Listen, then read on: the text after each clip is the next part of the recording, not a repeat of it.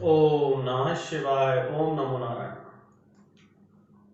यहाँ पर बैठे हुए भक्तजनों, आप लोगों ने अनुरोध किया कि हे प्रभु, आप इतनी कथावाचक करते हैं, एक दिन सत्यनारायण की कथा भी कीजिए। तो आप लोगों के अनुरोध पर आज सत्यनारायण भगवान की एक कथा प्रस्तुत करते हैं। प्रभु की इच्छा है, सत्यनारायण भगवान त्रिलोकी की इच्छा है कि सत्यनारायण की कथा आज की जाए। सत्यनारायण कथा करने के बहुत से फायदे हैं।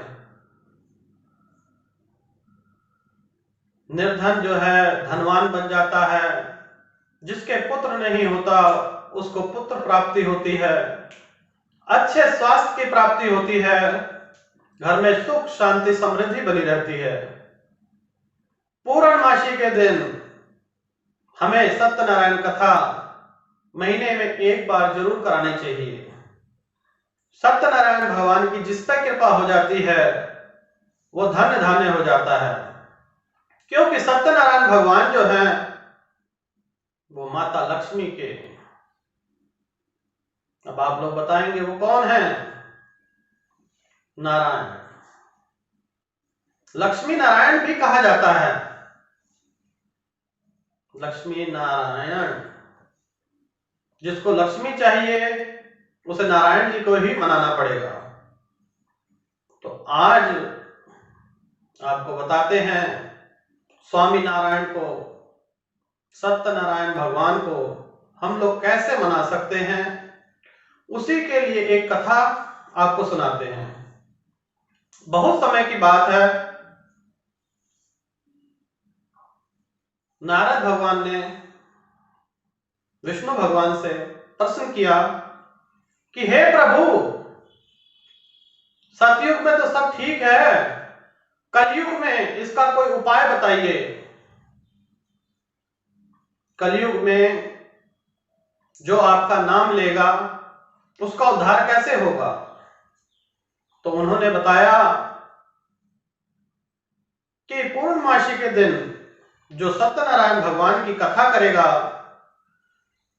उसे बैकुंठ धाम की प्राप्ति होगी। काशी में एक वृद्ध ब्राह्मण रहता था, बहुत ही निर्धन था, खाने के लिए पैसे भी नहीं होते थे। उसके मन में आया कि मैं भी कुछ करूं। उसी समय भगवान नारायण ने एक वृद्ध का रूप धारण करके उस वृद्ध ब्राह्मण को दर्शन दिए और कहा कि तुम सत्यनारायण भगवान की कथा कराओ, तुम्हारे दुख दूर हो जाएंगे। उसी प्रकार से उस ब्राह्मण ने सत्यनारायण कथा कराने के बारे में सोचा और अपने काम पे निकल लिया। जितनी उसे पहले कमाई होती थी उससे दुगनी उसे कमाई हुई। उसने भगवान सत्यनारायण की कथा की, उसका प्रसाद खाया, मोहल्ले में दिया। जब तक वो जीवित था तब तक उसने ये सारा काम करता रहा। अंतकाल में उसे बैकुंठ धाम की प्राप्ति हुई। इसी प्रकार एक स्थान पे कथा हो रही थी। कथा सुनने के लिए लकड़हारा आया। लकड़हारे ने कथा सुनी। जहां पे कथा हो रही थी उनसे पूछा, ये क्या कर रहे हो? उन्होंने कहा कि सत्यनारायण भगवान की कथा कर रहे हैं, इनसे धन धान की प्राप्ति होती है। निर्धन को माया, कोढ़िल को काया, निसंतान को संतान मिलती है। बहुत ही निर्धन वो लकड़हारा था। लकड़ी का बंडल उठाया और बाजार की तरफ निकल लिया। जितने दाम उसे मिलते थे उससे दुगने दाम उसे मिले। उसने भी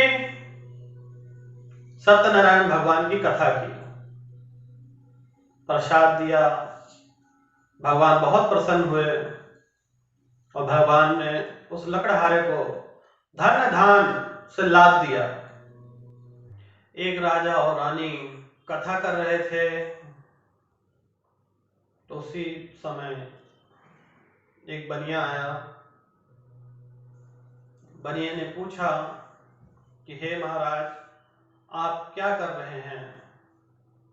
तो राजा रानी ने जवाब दिया कि हम सत्यनारायण की कथा करा रहे हैं, जिससे हमारे घर सुख शांति समृद्धि और संतान की प्राप्ति हो।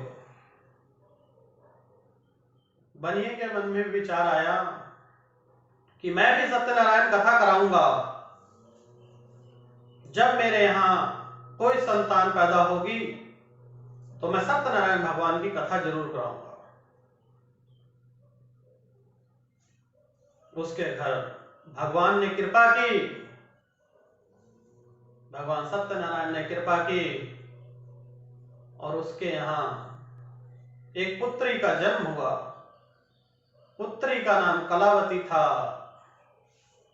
और पत्नी का नाम धर्म, पत्नी का नाम लीलावती। कलावती बड़ी होती गई, विवाह योग्य हो गई, शादी कर दी, अपने घर चली गई।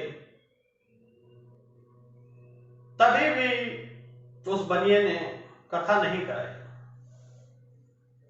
भगवान सत्यनारायण सब देख रहे थे, सुन रहे थे। भगवान सत्यनारायण को क्रोध आया। जब बनिया और बनिए का दामाद दोनों नौका से व्यापार कर रहे थे, रत्नानगर में गुजर रहे थे। रत्ना नाम का राजा हुआ करता था। रत्ना नाम के राजा के घर चोरी हुई और जहां पे बनिए का डेरा था, चोरों ने सारा सामान उठा के बनिए के स्थान पे फेंक दिया। पीछे से राजा के सिपाही आ रहे थे। राजा के सिपाहियों ने बनिए को चोर समझ के पकड़ लिया और कारागार में डाल दिया। सारा धन जो था मुद्रा कोष में डाल दिया। अब इधर लीलावती बहुत परेशान थी कि कितने समय हो गए पतिवर आए नहीं। लीलावती परेशानी में जब बाहर निकली तो थोड़ी ही दूर पे देखती है कुछ लोग इकट्ठा हैं। तो उन लोगों से जाके पूछती है लीलावती कि आप लोग क्या कर रहे हैं? लीलावती कहने लगी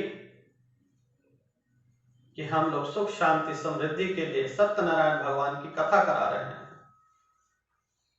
लीलावती को याद आया कि मेरे पति परमेश्वर ने वादा किया था कि जब हमें संतान हो जाएगी तो मैं व्रत जरूर कराऊंगा। पुत्री का विवाह भी हो गया, लेकिन सेठ जी ने व्रत नहीं कराया। लीलावती ने अपने घर कथा रखी, सत्यनारायण भगवान की कथा हुई। कथा चल रही थी, लंबी कथा थी। कथा में प्रसाद भी खाया। उधर राजा को स्वप्न आया। स्वयं सत्यनारायण भगवान ने राजा को स्वप्न में दर्शन दिए और कहा कि हे राजन, अगर तुम हीरा व्यापारी को छोड़ नहीं दोगे तो मैं तुम्हारा पुत्र, तुम्हारा सारा राज्य नष्ट कर दूंगा। राजा ने सुबह उठ के व्यापारी को छोड़ दिया, व्यापारी चलने लगा, अपनी नौका में बैठा। जितना हीरा मोती था सब राजा ने वापस कर दिया। नाव पूरी भरी पड़ी थी। तभी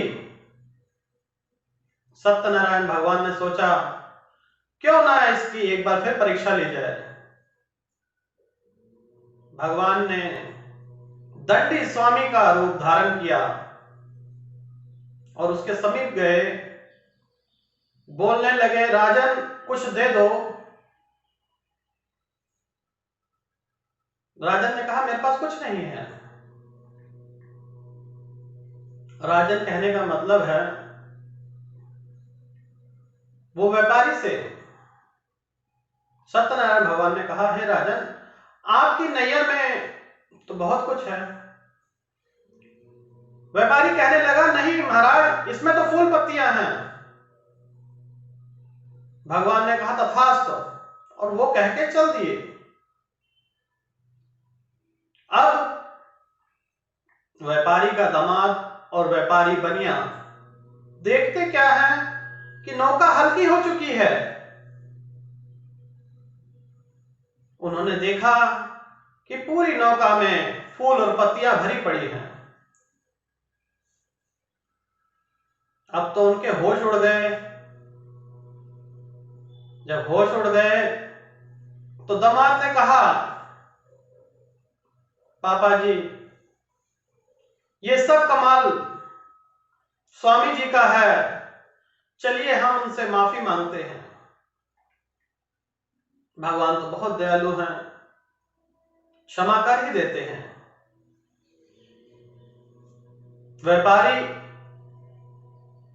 और उसका दामाद दोनों ही निकल पड़े ढूंढने के लिए। दंडी स्वामी जो है एक पेड़ के नीचे अपना डेरा डाल के बैठे हुए थे। उनके चरणों में जाके विनती की, माफी मांगी, तो भगवान ने उसे क्षमा किया और बोला, जाओ, तुम्हारी सारी गलती क्षमा करते हैं और तुम्हें वरदान स्वरूप जो तुम्हारा जैसा था वैसा ही हो जाएगा। और जब वो लोग अपनी नैया में गए और देखते हैं जो जैसा था वैसा ही नैया भरी पड़ी है, सोना चांदी हर एक प्रकार के आभूषण से भरा हुआ है, बड़े प्रसन्न हुए और घर को चल दिए। घर को पहुंचे, संदेशा भिजवाया।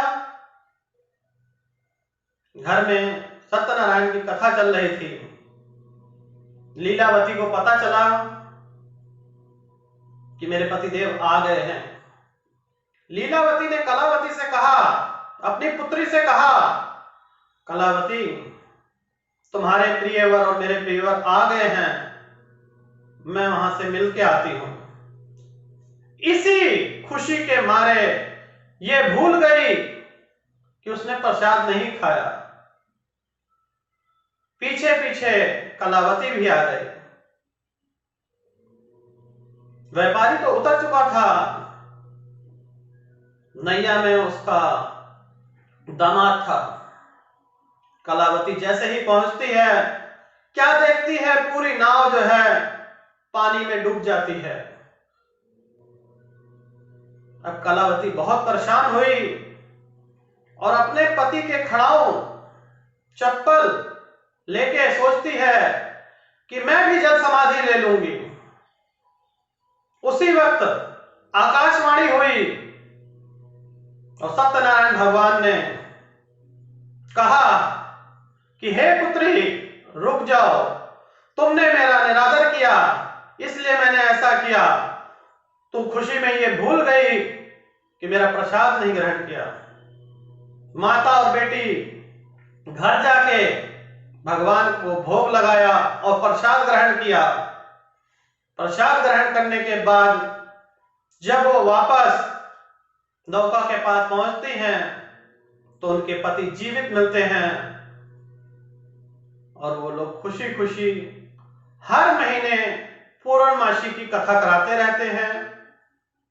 भगवान ने जितना धन था, धन दिन दुगना रात चौगुना करके सुख शांति समृद्धि का वास दिया। भगवान ने उन्हें अंत काल में बैकुंठ धाम की प्राप्ति हुई उनको। तो आज की सत्यनारायण कथा से हमें ये सीख मिली कि आप लोग भी सत्यनारायण कथा करवाएं, पूर्णमासी को कराएं। कार्तिक पूर्णमासी में सोने पे सुहागा इसका फायदा होता है। अगर कार्तिक पूर्णमासी के दिन सत्यनारायण भगवान की कथा कराई जाए तो इसका 100 गुना फायदा, 100 गुना लाभ हमें मिलता है। तो मेरी यही इच्छा है कि जैसे संसार में सब प्राणियों ने सुख शांति के लिए सत्यनारायण भगवान की कथा कराई, उसी प्रकार आप लोग भी हर पूर्णमासी को सत्यनारायण भगवान की कथा करें। घर में सुख शांति समृद्धि का वास होगा। आज की वाणी को यहीं विराम देते हैं। ओम नमो नारायण।